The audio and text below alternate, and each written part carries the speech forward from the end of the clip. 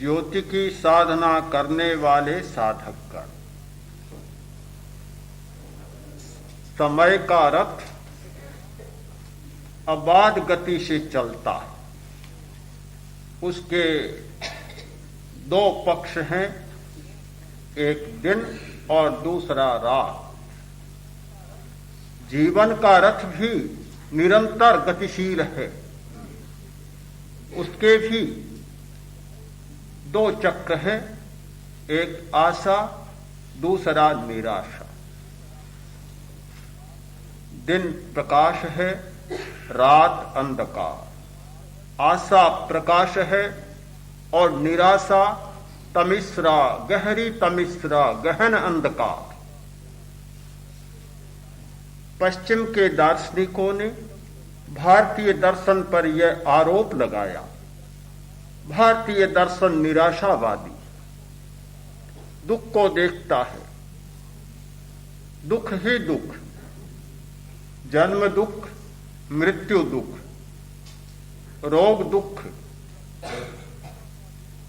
बुढ़ापा दुख, दुख ही दुख को देखता है और दुख से डरता है और निराशा का ही दृष्टिकोण अपनाकर वैसी ही प्रक्रिया को खोजता है। संयम करो, अपरिग्रह करो, त्याग करो, ये सब निराशावादी दृष्टिकोण की प्रक्रियाएं हैं। आशावादी होगा, पदार्थ का विकास करेगा, जीवन को आनंदमय बनाएगा, भोग, समृद्धि, संपदा का विकास करेगा। ये छोड़ो, ये भी छोड़ो, ये भी छोड़ो, इस प्रकार की छोड़ने की बात में नहीं जाएगा, किंतु यह नया निर्माण करो, नया विकास करो, नई सृष्टि करो। इस नवीनता की दिशा में प्रस्थान करेगा और उसकी यात्रा सदा विकास की दिशा में होगी, ह्रास की दिशा में नहीं होगी। भारतीय दर्शन ने यह त्याग का महत्व बतलाया। परिणाम यह आया कि भारतीय मनुष्य गरीब रह गया। भारतीय दर्शन ने अहिंसा का महत्व बतलाया। परिणाम यह आया कि यहां का आदमी शस्त्रों की दौड़ में पिछड़ गया। इतिहास बतलाता है कि आक्रांताओं ने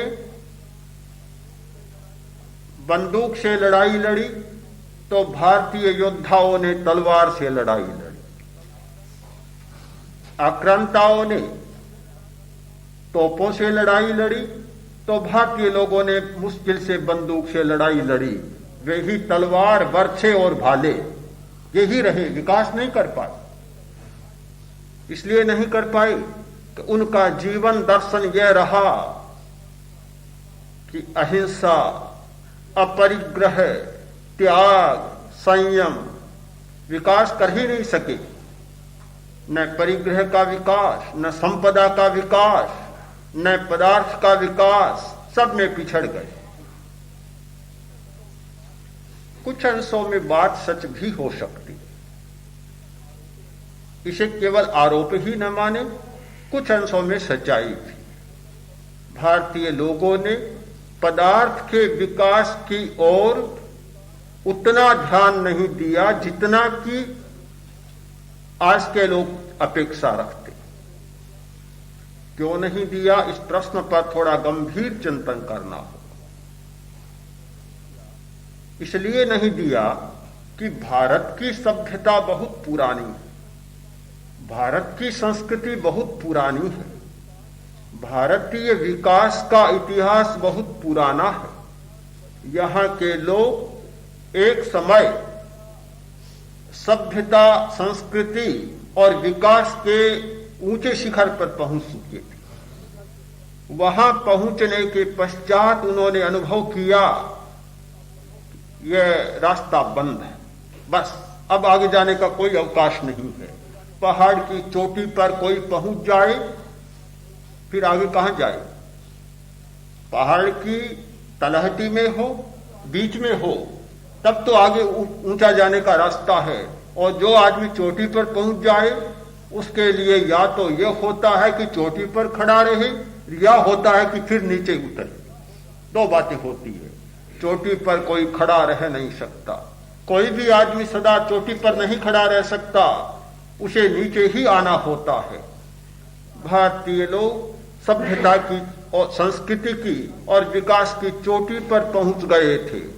वहां जाकर उन्होंने अनुभव किया कि अब आगे जाने का रास्ता बंद है, अब नया रास्ता खोजना होगा, नया आयाम खोलना होगा। उन्होंने अनुभव किया कि पदार्थ विकास की चोटी पर पहुंचने के बाद यह अनुभव होता है कि कुछ नहीं मिला, मिला तो कुछ भी नहीं। आशा थी कि चोटी पर जाएंगे कुछ मिलेगा, जहां पहुंचे कुछ भी नहीं मिला। अब क्या करें, खाली खड़े खड़े करें क्या? ऐसा कुछ नहीं मिला कि वहां जाने पर एक ऐसा आकर्षण बने कि यहीं खड़े रहे, वह भी नहीं बना, मिला भी कुछ भी नहीं। फिर से नीचे आने का रास्ता था, उन्होंने नीचे जाना स्वीकार नहीं किया, दूसरा रास्ता चुना। इस दूसरे रास्ते को आज के लोग, आज के विचारक या दार्शनिक कहते हैं, यह निराशावाद का दृष्टिकोण है। हमारी इससे सहमति नहीं हो सकती, कभी नहीं हो सकती। पदार्थ के प्रति जाने का दृष्टिकोण ही यदि आशावादी दृष्टिकोण है तो फिर यह मान लेना चाहिए कि मनुष्य को इस दुनिया में शांति से जीने का कोई अधिकार नहीं। एक रास्ता है सुख सुविधा का और दूसरा रास्ता है शांति का। दो रास्ते हैं बिल्कुल साफ। एक रास्ता है अनंत और दूसरा है ससीम, शांत। पदार्थ की दिशा में विकास करने का रास्ता छोटा रास्ता है, ससीम है। कभी भी आदमी पदार्थ विस्तार में अनंत यात्रा नहीं कर सकता। दूसरा शांति का रास्ता है अनंत, वहां मनुष्य अनंत यात्रा कर सकता है, अनंत काल तक चल सकता है, कभी भी उसे हटने की, मुड़ने की आवश्यकता महसूस नहीं होती। भारतीय लोगों ने दूसरे रास्ते का चुनाव किया। यह तो निश्चित बात है कि गरीब आदमी अच्छे रास्ते का चुनाव नहीं कर सकता, गरीब आदमी त्याग और संयम के रास्ते का चुनाव नहीं कर सकता। अभी गरीबी ही नहीं मिटी तो बड़ी बात वह कैसे करेगा? रास्ते का चुनाव वही व्यक्ति कर सकता है जो संपदा और समृद्धि के शिखर पर पहुंच जाता है, और वहां पहुंचने पर जब उसे कुछ नहीं मिलता तब सोचता है कि रास्ता तो कोई और दूसरा होना चाहिए। गरीब आदमी से कभी आशा न रखें। आज का भारतीय फिर गरीब हो गए। आज के भारतीय आदमी से आशा रखी जाए कि वह नैतिक बने, ईमानदार बने, प्रामाणिक बने, आध्यात्मिक बने, बहुत कठिनाई पैदा हो गई। यह कठिनाई उन लोगों के लिए सरल होती है जो समृद्धि के शिखर पर पहुंच जाते हैं। आज का पश्चिम जगत का आदमी जितना जल्दी आध्यात्मिक बन सकता है, जितना जल्दी ध्यान के प्रति आकर्षित हो सकता है, उतना भारत का आदमी शायद नहीं हो सकता। कारण बहुत साफ है कि वे आज पदार्थ की प्रकृति को समझ चुके, पदार्थ का भोग कर चुके हैं और उस शिखर पर पहुंच चुके हैं जहां पहुंचने के बाद उन्हें लगता है कि यह रास्ता आगे अब जाने वाला नहीं, समाप्त हो गया और बड़ा खतरनाक रास्ता है, अब कोई उपाय नहीं। वे आध्यात्मिक बहुत जल्दी बन सकते हैं और नए रास्ते का चुनाव कर सकते हैं, किंतु जो आदमी अभी छोटे में उलझा हुआ है वह बड़ी बात नहीं कर सकता। भारतीय दर्शन का एक सूत्र रहा था, मां अप्पेणं लुम्पहा बहु, थोड़े के लिए बहुत को मत गवाओ। काव्यों में मिलेगा, कालिदास ने इसका उच्चारण किया है। संस्कृत साहित्य में बहुत बार मिलता है। पूछा गया पंडित कौन होता है, कौन पंडित होता है? कि जो थोड़े के लिए बहुत को नहीं खोता वह पंडित होता है, बुद्धिमान होता है। राजा सन्यासी के पास गया, बहुत ख्याति सुनी, वंदना के लिए गया, वंदना की, देखा बहुत तपस्वी है, बड़ा प्रभावित हुआ, हाथ जोड़े खड़ा है, विनम्र स्वर में बोला, महाराज धन्य है आपको, धन्य है आपका त्याग, धन्य है आपकी तपस्या, कितना बड़ा त्याग आपने किया, घर छोड़ दिया, परिवार छोड़ दिया, संपदा छोड़ दी, इतना बड़ा त्याग आपने किया। राजा काफी स्तुति करने लगा। सन्यासी बोला, राजा बकवास मत करो, बकवास मत करो। राजा देखता रह गया। सन्यासी ने कहा कि मैं त्यागी हूं। महाराज आप त्यागी हैं? नहीं नहीं, बिल्कुल नहीं, त्यागी तो तुम हो, मुझे त्यागी बतलाते हो, त्यागी हो तुम? राजा आश्चर्य में पड़ गया। महाराज मैं कैसे त्यागी? इतना राज्य, इतना वैभव, इतना सुख, इतनी संपदा, इतनी सेना, सबका भोग कर रहा हूं, मैं कैसे त्यागी? त्यागी हैं आप जो आपने सबको छोड़ दिया।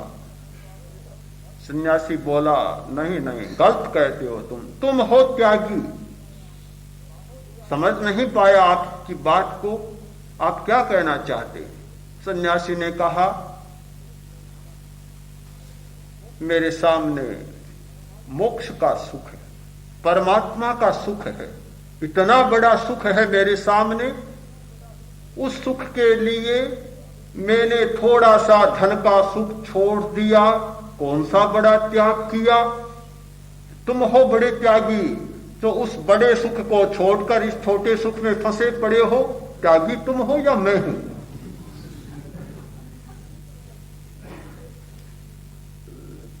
सचमुच ये दो साफ साफ रास्ते हैं हमारे सामने, एक थोड़े के लिए बहुत को छोड़ने का और एक बहुत के लिए थोड़े को छोड़ने का। यह पदार्थ का रास्ता, जिसे आज की भाषा में आशावादी दृष्टिकोण कहा जाता है, यह है बहुत के लिए थोड़े को स्वीकार न करना, बहुत को छोड़ देना और थोड़े के रास्ते पर चलना। दूसरा रास्ता है कि बहुत के रास्ते में चलना, थोड़े को छोड़ देना। मैं मानता हूं शांति का मार्ग कभी निराशा का मार्ग नहीं हो सकता। यह है ही नहीं वास्तव में निराशा का मार्ग। यह तो बहुत बड़ा आशा का मार्ग है कि मनुष्य अनंत आशा को लेकर चलता है कि मैं परमात्मा बन जाऊं।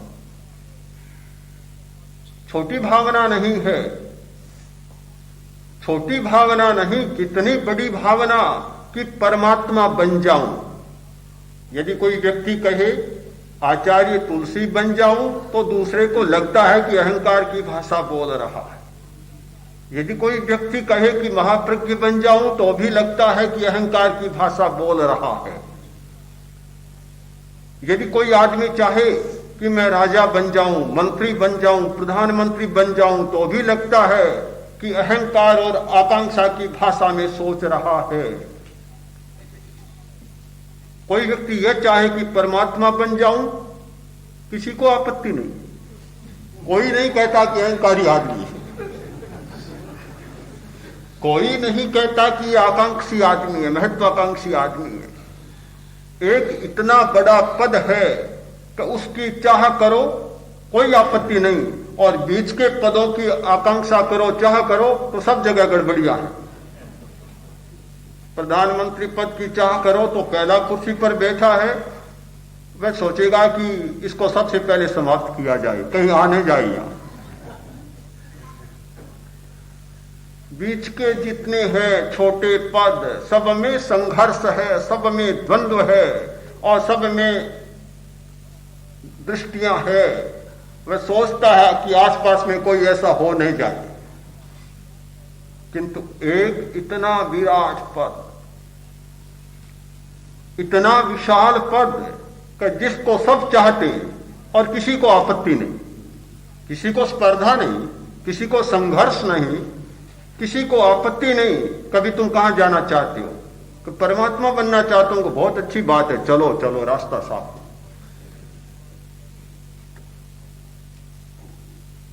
इतना बड़ा है जिसमें सब समा जाता है, कोई नहीं बचता। अनंत, और अनंत है उसकी यात्रा। क्या यह दृष्टिकोण निराशावादी दृष्टिकोण है? कैसे संभव हो सकता है? कैसे इसको निराशावादी दृष्टिकोण माना जाए?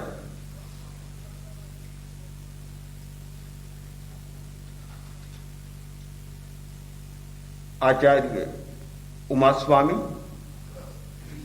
तत्वार सूत्र के कर्ता, प्रसिद्ध ग्रंथकार और सूत्रकार, उनके सामने शिष्य आया, आकर बोला, गुरुदेव, इस दुनिया में ऐसा निर्वाद तत्व क्या है जिसकी भावना सब लोग कर सकते? उन्होंने कहा, सुख है। वह सुख कैसे उपलब्ध हो सकता है? तो वह मोक्ष है। मोक्ष कैसे उपलब्ध हो सकता है? उपाय उसका क्या है? कि सम्यक दर्शन ज्ञान चारित्राणि मोक्ष मार्ग। उसका उपाय है सम्यक दर्शन, सम्यक ज्ञान और सम्यक चारित्र। उपाय में किसी को आपत्ति नहीं, मार्ग में किसी को आपत्ति नहीं, और उस सुख में किसी को आपत्ति नहीं।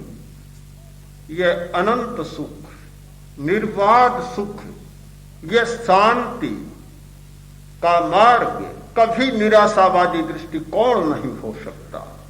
यह इतनी बड़ी आशा का दृष्टिकोण है कि जो आशा कभी समाप्त नहीं होती, अनंत होती है और अंत में ही बदल जाती है, कभी उसका अंत नहीं होता। यह रास्ता, साधना का रास्ता, अध्यात्म का मार्ग, यह ध्यान का मार्ग कभी निराशावादी दृष्टिकोण नहीं है। और इसमें निराश व्यक्ति नहीं आते, किंतु वे व्यक्ति आते हैं जो पदार्थ का भोग करते करते अशांति की आग में झुलस जाते हैं, और जब शांति के लिए कोई उपाय नहीं मिलता, तब वे इस रास्ते की खोज में निकलते हैं। और इस रास्ते की खोज उन्हीं लोगों ने की है जो पदार्थ का भोग करते करते इतने अशांत बन गए कि चंदन का लेप भी उन्हें शांत नहीं बना सका। इतने अशांत बन गए, इतने महाज्वाला प्रज्वलित हो गई कि पानी भी उसे नहीं बुझा सका, सागर का सागर भी उसे नहीं बुझा सका। तब उन्होंने इस नए रास्ते को खोजा। यह परम मार्ग, परम आशावादी दृष्टिकोण कभी निराशा का दृष्टिकोण नहीं हो सकता।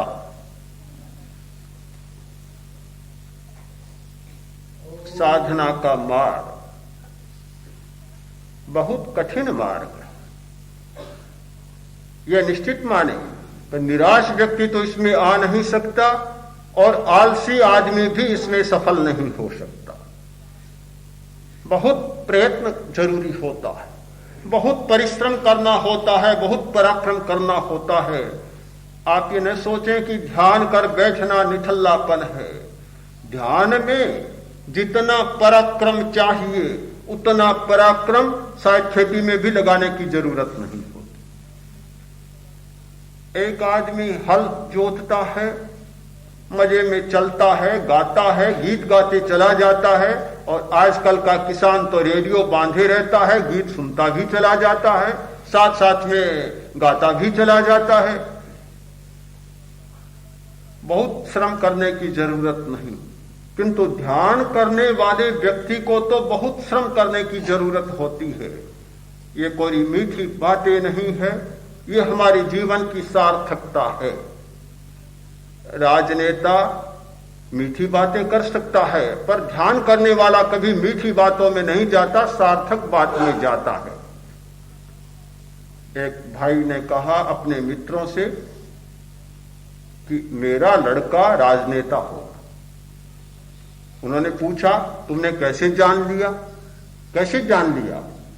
कि वह बहुत मीठी बातें करता है और उसकी बातें सुनने में बड़ी मीठी लगती हैं, पर सारी की सारी बेमानी होती है, बिना अर्थ की होती है। जो मीठी बातें करता है और अर्थ कुछ भी नहीं होता, वह राजनेता होता है। तो मेरा लड़का राजनेता होगा। यह साधना का मार्ग ऐसा नहीं है कि मीठी बातें और अर्थहीन, किंतु बातें कड़वी हैं और सार्थक। इसीलिए शायद निराशावादी दृष्टिकोण लगता होगा। जीवन की शांति का, मन की शांति का, जो सुख, संपदा, समृद्धि और सुविधा से न जाने कितनी ऊंची है, उस शांति का कोई विकल्प नहीं। एकमात्र विकल्प है चित्त की एकाग्रता, मन की चंचलता को समाप्त करना, स्नायु संस्थान और ग्रंथि संस्थान को बदल देना, मन में उठने वाले विकल्प की तरंगों, उर्मियों को शांत कर देना और जो प्रतिक्रिया पैदा करने वाली बेचैनी के रास्ते को बंद कर देना, दरवाजे को बंद कर देना। इससे बड़ा कोई दूसरा रास्ता नहीं हो सकता। मुझे लगता है एक अर्थ के दो कोण बन जाते हैं, दो भाषाएं बन जाती हैं, दो चिंतन बन जाते हैं। अनेकांत की दृष्टि से हमने विचार किया, इसलिए दोनों बातें हमारे सामने हैं। साधना में सबसे पहले उपयोग होता है शरीर का, वाणी का और मन का, फिर इनको चलाने वाले आहार का। हम विचार करें, शरीर भारतीय दर्शन में कहा गया यह बहुत नश्वर है। निराशावादी दृष्टिकोण हो सकता है कि इस शरीर के लिए कुछ भी मत करो। एक आदमी सोचेगा शरीर मिला है, खूब खाएं पिए मजा करें, दुनिया का स्वाद ले, आनंद ले, कुछ देखा ही नहीं और शरीर को छोड़ दो, शरीर की सार संभाल मत करो, कायोत्सर्ग कर लो, व्युत्सर्ग कर लो, शरीर को त्याग दो, आहार कम करो, स्वादिष्ट चीजें, गरिष्ठ चीजें मत खाओ, ये बड़े पकौड़ियां कचौड़ियां मत खाओ, भुजिए मत खाओ। तो पैदा क्यों हुए हैं? किस लिए पैदा हुए हैं? बहुत लोग इस भाषा में सोचते हैं कि अगर न खाएं तो हम क्यों पैदा हुए हैं, और अगर न खाएं तो भगवान ने इन वस्तुओं को क्यों पैदा किया है। दोनों तर्क बराबर चलते हैं। शरीर अनित्य है, इमं शरीरम अनित्यम। भगवान महावीर का वचन है, इमं शरीरम अनित्यम, यह शरीर अनित्य है। एक दृष्टिकोण, तो साथ साथ में दूसरा दृष्टिकोण भी है। अनेकांत की भाषा में सोचने वाला व्यक्ति किसी बात को एकांगी रूप में स्वीकार नहीं करता। दूसरा दृष्टिकोण, शरीर माहु नावत्ति। भगवान महावीर ने कहा शरीर तो नौका है, नौका जब तक तट पार नहीं चले जाते हो तब तक इस नौका को नहीं छोड़ा जा सकता, छोड़ना भी नहीं है। नौका को नौका के रूप में काम में लो, इसका शरीर का नौका के लिए उपयोग करो।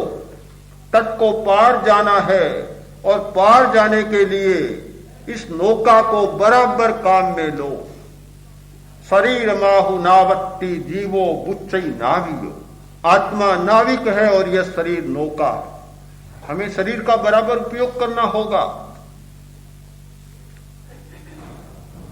उपयोग करना है, शरीर को चलाना है, तो आहार भी देना होगा।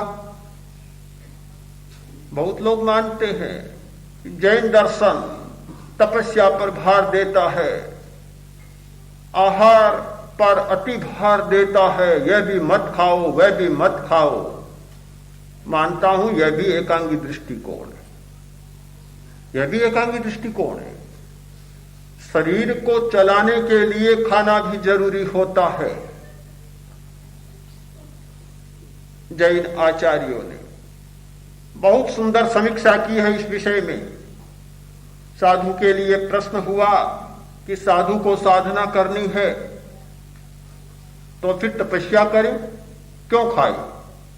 कि जीवन नहीं चलता, जीवन नहीं चलता तो रूखा सूखा खाए, दूध घी क्यों खाए? तो आचार्य ने उत्तर दिया कि स्निग्ध और मधुर भोजन के बिना जीवन चलता नहीं।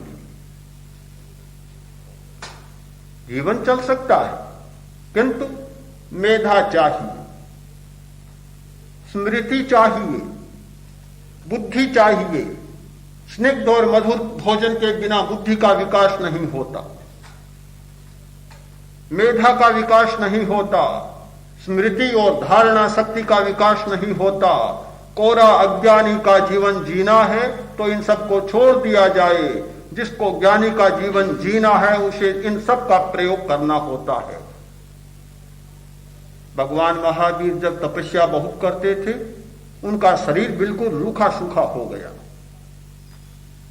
सूत्रकार बतलाते हैं, उन्होंने निरंतर भोजन शुरू किया और उनके शरीर में दीप्ति आ गई। शरीर की दीप्ति, बौद्धिक विकास, यह सब भोजन पर बहुत कुछ निर्भर होता है। बहुत वैज्ञानिक बातें आचार्य ने बतलाई है। वहां उन्होंने लिखा है कि जिस क्षेत्र में स्निग्धता होती है वहां दीर्घ आयु होता है।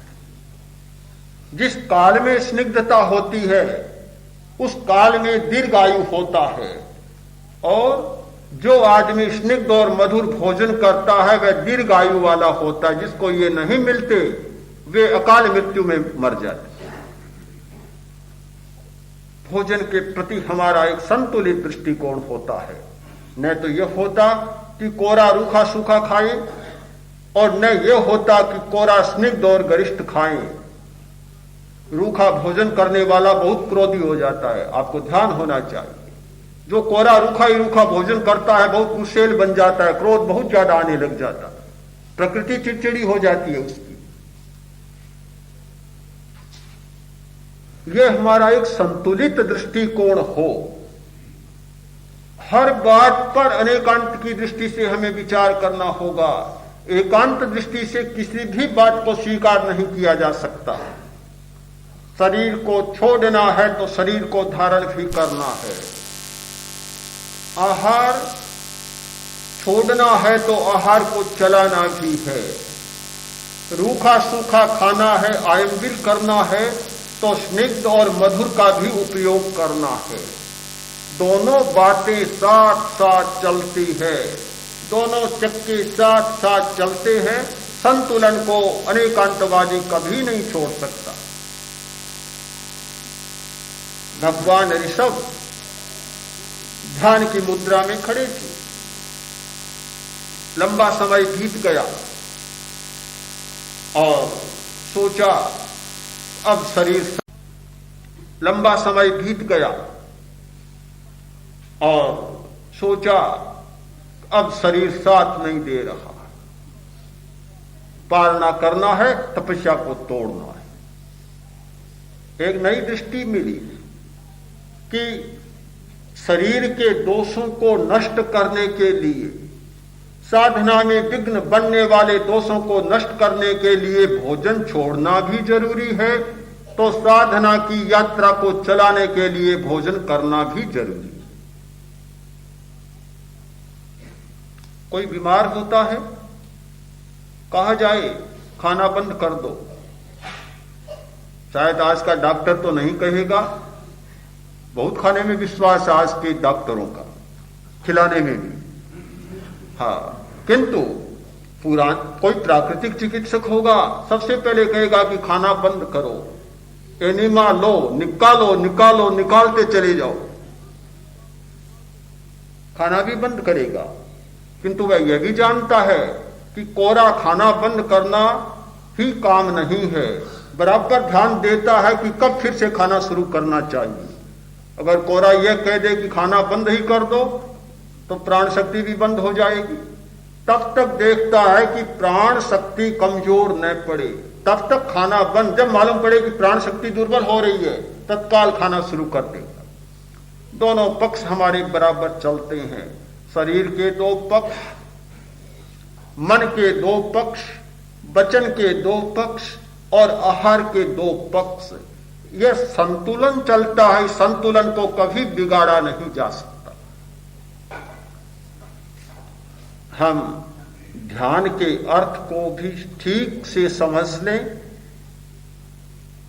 साधना के और अध्यात्म के अर्थ को भी सम्यक ग्रहण करें। कभी कभी ऐसा होता है कि दृष्टि साफ नहीं होती है तो अर्थ का अनर्थ हो जाता है, और जिनकी दृष्टि साफ होती है तो वह अर्थ और अधिक सार्थक बन जाता है। हमारे सामने बहुत साफ बात है ये।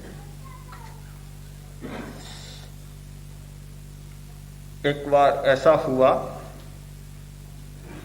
एक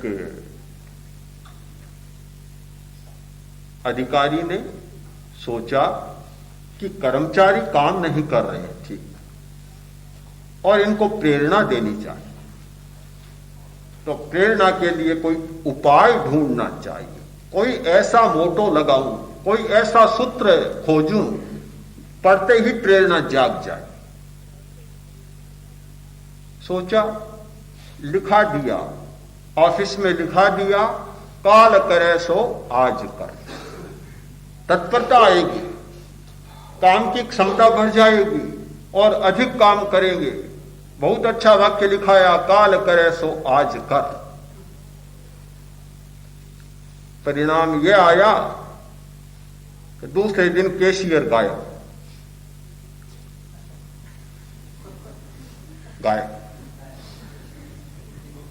खोजा, पता लगाया, पकड़ा गया, उपस्थित हुआ और अधिकारी ने कहा, तुमने इतना विश्वासघात किया? बोला, मैंने तो कुछ भी नहीं किया। नहीं किया? अरे कुछ बात तो करते, पहले बताते, इतनी जल्दबाजी क्यों की? कि मैं क्या करूं, आपने ही करवा दी। मैंने कैसे करवाई? कि मैं तो 2-4 दिन बाद ही सोचता था कि भागूं लेकर, पर आपने लिखवा दिया काल करे सो आज कर, तो फिर आज की मौका रहा, फिर कल करने का मौका ही खा रहा मेरे सामने। मैं क्या करूं? कभी कभी बड़ा अनर्थ होता है कि जिसकी दृष्टि साफ नहीं होती, दृष्टि निर्मल नहीं होती, उसके सामने अच्छा सा तत्व आता है तो भी उसको विकृत रूप में वह स्वीकार कर लेता है। हमें स्वीकार करना चाहिए कि जब तक हमारा मस्तिष्क, हमारा स्नायु संस्थान निर्मल नहीं होता,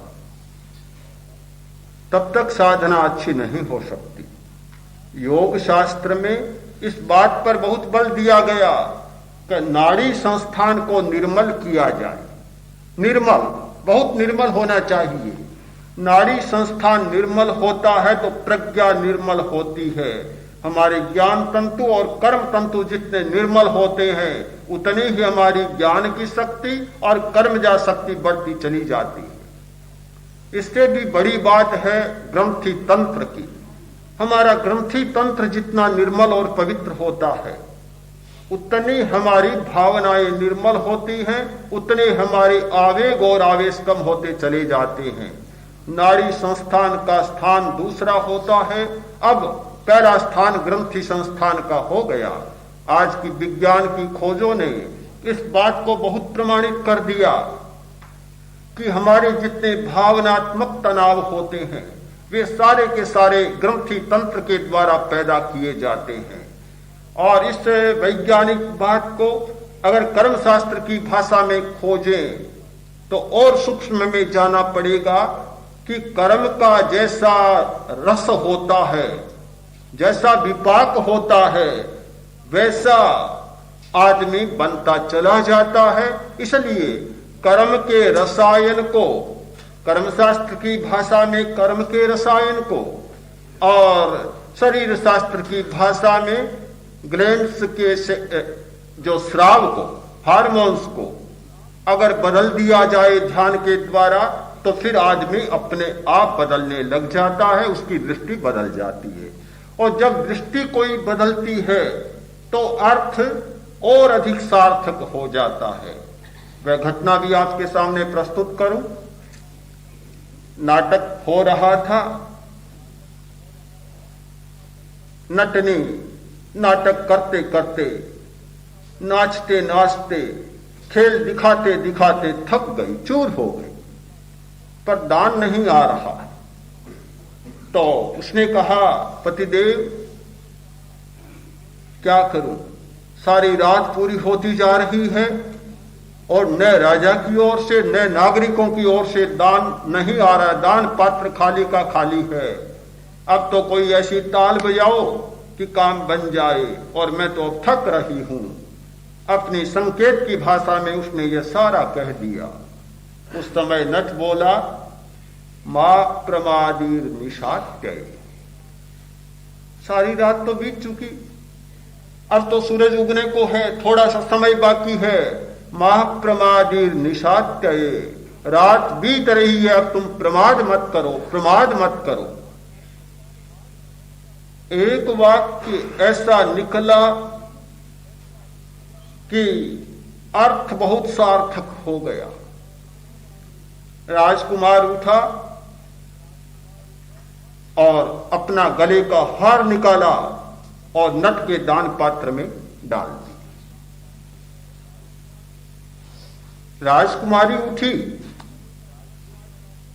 गले का हार निकाला, दान पात्र में डाल दिया। और एक मुनि भी उठा, रत्न कंबल, पुराने जमाने में बहुत बढ़िया कंबल होता था जिसका नाम था रत्न कंबल, 1.25 लाख रुपए मूल्य होता था। मुनि के पास था रत्न कंबल, गया और दान पात्र में डाल दिया। राजा सन्न रह गया, देखता रह गया, ये क्या हो गया, समझ नहीं पाया। राजकुमार को बुलाया, बुलाकर पूछा, तुमने हार क्यों दिया, इतना कीमती हार, और एक नाटक के लिए इतना कीमती हार तुमने दे दिया।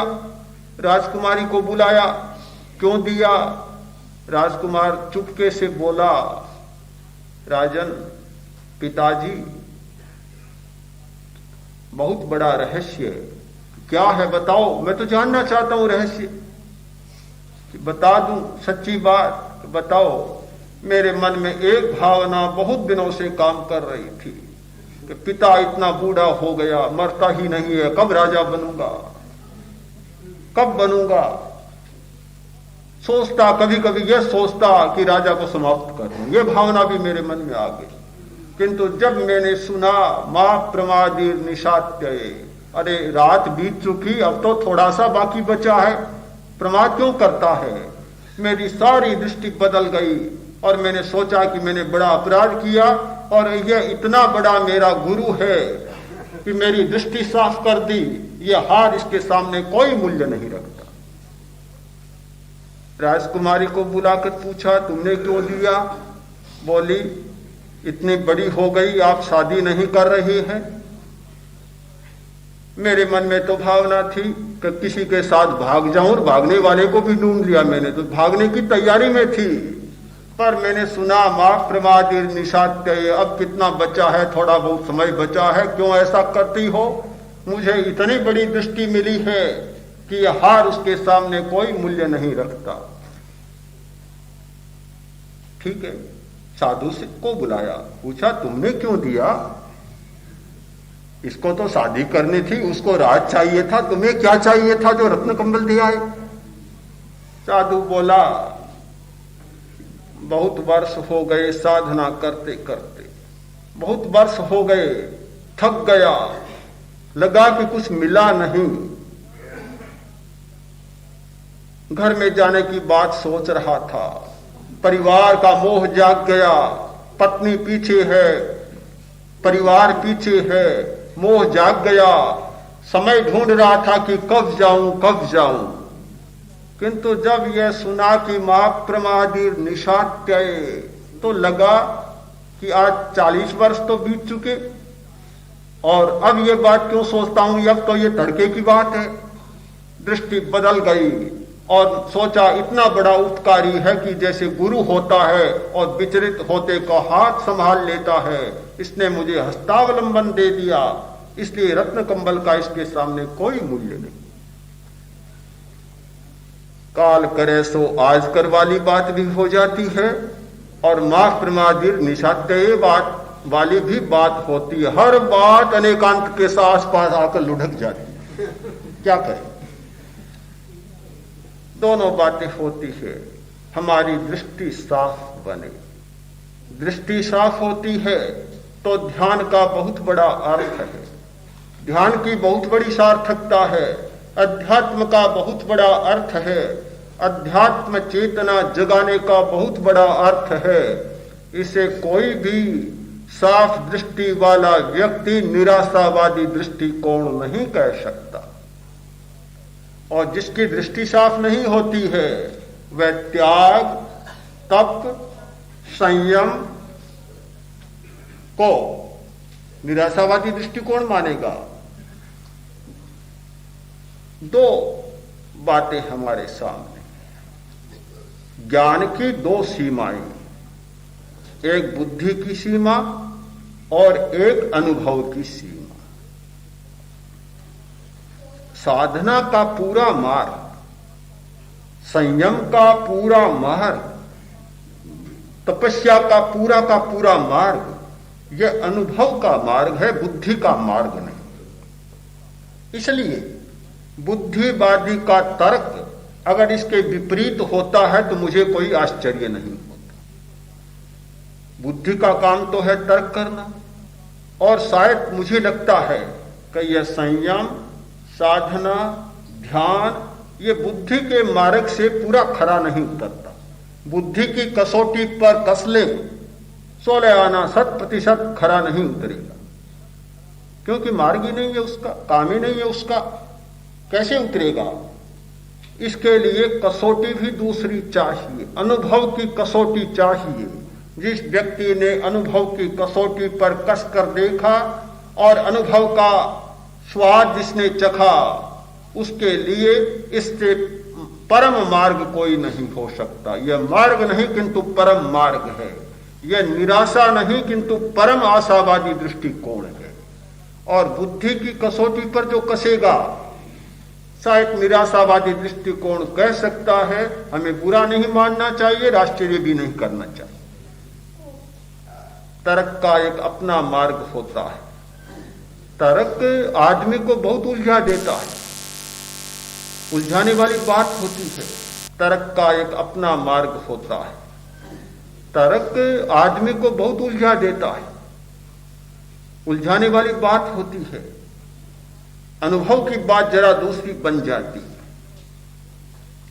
एक हेड क्लर्क ने दूसरे क्लर्कों से कहा कि जो ऑफिस का समय है, कार्यालय का समय, उस समय आप लोग चले जाते हैं हजामत कराने के लिए और बहुत समय लग जाता है, तो ऑफिस के समय में हजामत न किया। निर्देश दिया। एक क्लर्क खड़ा हुआ, बोला, महाशय ऑफिस के समय में केस बाल बढ़ते हैं कि नहीं बढ़ते?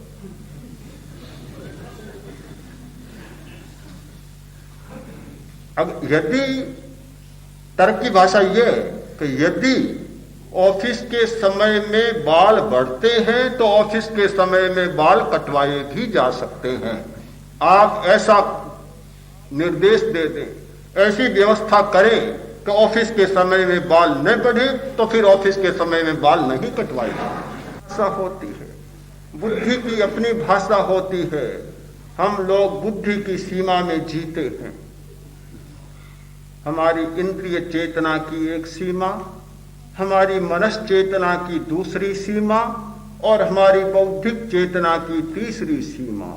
हमने इन 3 सीमाओं का अनुभव किया है, किंतु चौथी सीमा है अनुभव ज्ञान की, अनुभव चेतना की, उसमें प्रवेश नहीं किया है। तब तक सारी बातें ऐसी लगती है।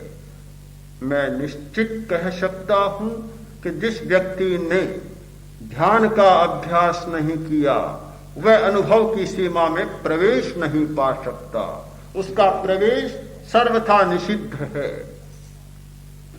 देखता हूं जो लोग पहले दिन ध्यान के लिए आते हैं और 10वें दिन जाते हैं, वे कहते हैं हमने कल्पना भी नहीं की कि ऐसा हो सकता है। कल्पना की बात ही नहीं थी, आप कैसे कर सकते थे? एक दूर खड़ा आदमी कैसे कल्पना कर सकता था? कल्पना का विषय ही नहीं है।